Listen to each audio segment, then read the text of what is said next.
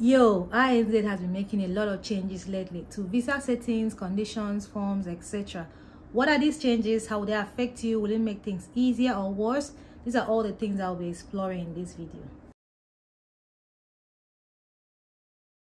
Hi guys, it's your girl, the sassy engineer. The immigration minister announced changes to the skilled migrant residence visa and accredited employer work visa. For this video, I'll be looking at the changes to the skilled migrant category residence visa, while changes to the accredited employer work visa will be in another video on my channel. Stay updated by subscribing to my channel, lovelies. Click the subscribe button now. The skilled migrant category resident visa allows you to become a resident in New Zealand using the skills you have.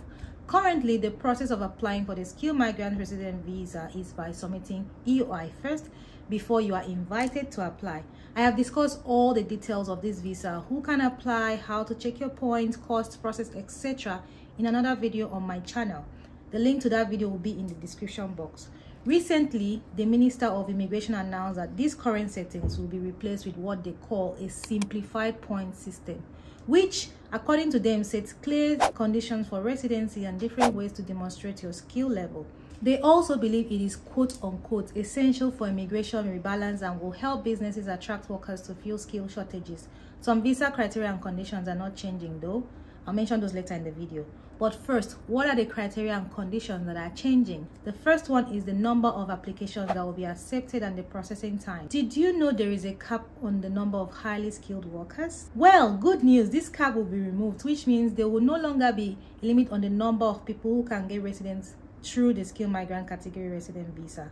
Quoting the minister, he said, "The changes announced today to ensure there is no cap on skilled migrants removes an artificial constraint in the old system that set an indicative number of resident places available each year and prevented skilled migrants settling in New Zealand even when there was a demonstrable need. So, as long as you meet the eligibility criteria, you will be able to get a New Zealand residence if your application is approved."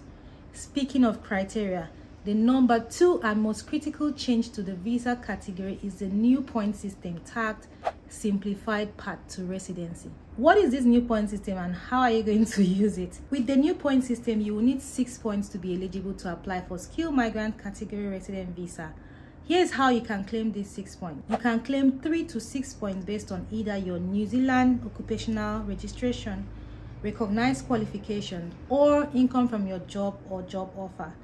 You can also claim 1 point for each year of work, skilled work in New Zealand, up to a maximum of 3 points. To simplify, you can claim all 6 points from the first group of skill indicators. However, you can only claim points from one skill indicator.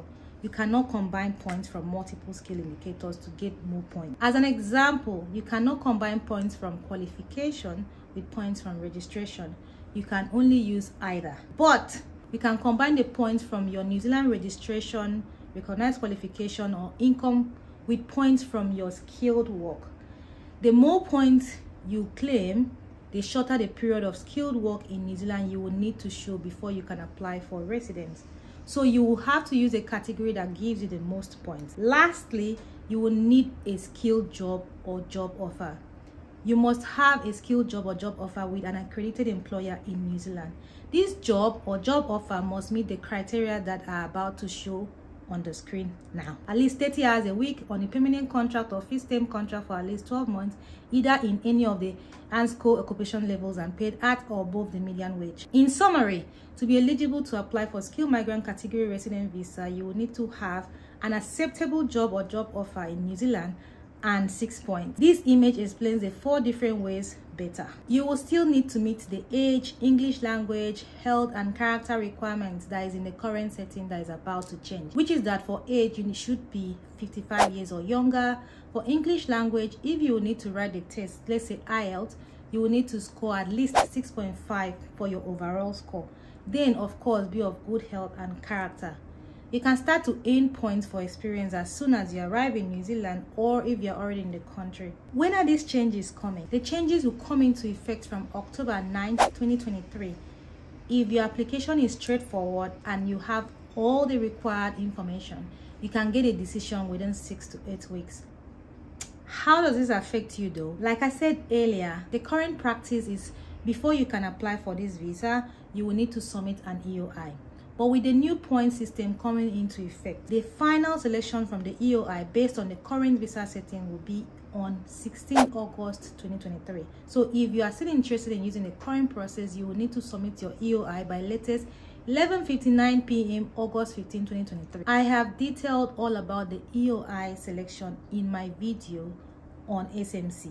Check the description box for the link, or you can click the link that is going to be showing somewhere at the top right now. If you are invited, you would have 4 months to apply under the current criteria.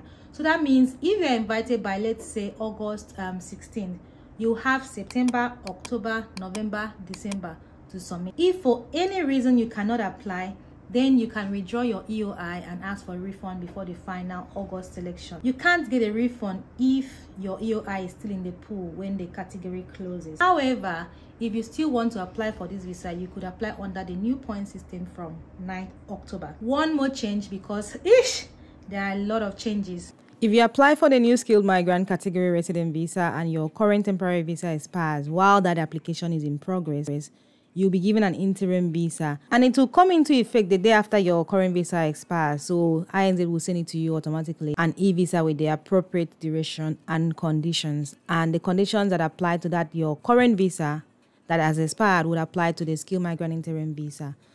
You will not be able to apply for another temporary visa during that time when you're on interim visa. And the interim visa will expire the soonest of either of these 3 options. So 24 months after the start date, or the date your resident visa is approved, or if your resident visa is declined or withdrawn, 2 months after that decision is made, your interim visa will expire. Now to the requirements that are not changing. Requirements that are not changing are character requirements, health requirements, English language requirements, age requirements. Like I listed, you must be 55 years old or under to apply. So my people, in simple terms, EOI is ending and is being replaced by new, straightforward and faster pathway coming in early October. SMC will still be point-based, but this time using the new 6-point system.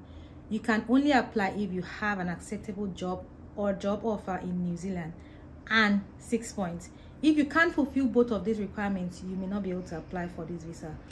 So that is the gist of the matter. In my opinion, I feel like this new point system is going to make things faster and pretty straightforward, because what we have currently, well, it's not exactly very fast, though it still boils down to the visa officers that are processing the whole thing.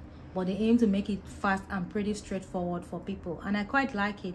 However, it's going to be a bit difficult for people who are barely scratching the surface in terms of meeting the qualification levels. But all hope is not lost, because you can apply for another temporary visa like accredited employer work visa as an alternative. And by the way, did you know there are changes to the accredited employer work visa? But these ones are positive changes, trust me. The video on my channel details all the positive changes. For now, I hope I have made these changes really clear for you. Do subscribe to my channel, because your girl is trying. If you have any questions, ask in the comment section. Until next time, I'm the Sassy Engineer. I see you there.